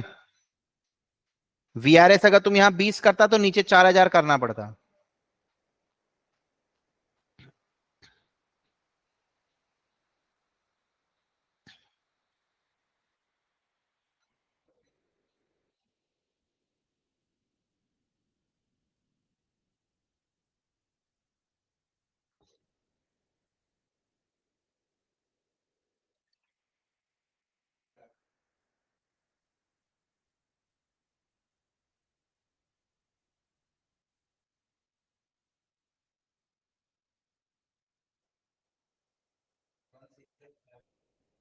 हम्म। एडिशन 6, 12, 14, 26, 32, 33, 33, 49, 49, 168, 500। और 12 लाख है ये।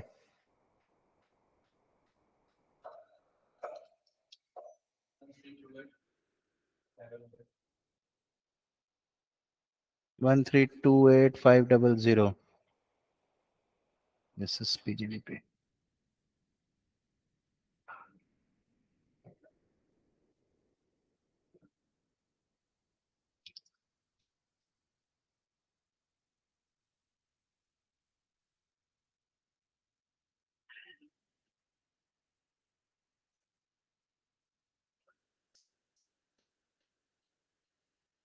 बहुत ही सिंपल था।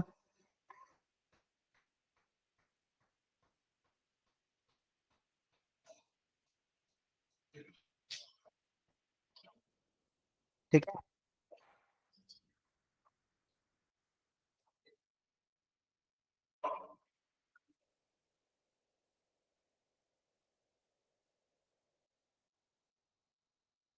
इसमें काफी सर और अदर चीज सिखाना पड़ेगा, तो ये मैं आपको अगले दिन सिखा के फिर करवाऊंगा ये वाला।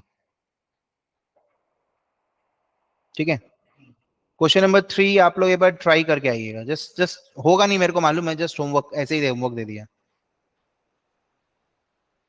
ठीक है, बाय बाय।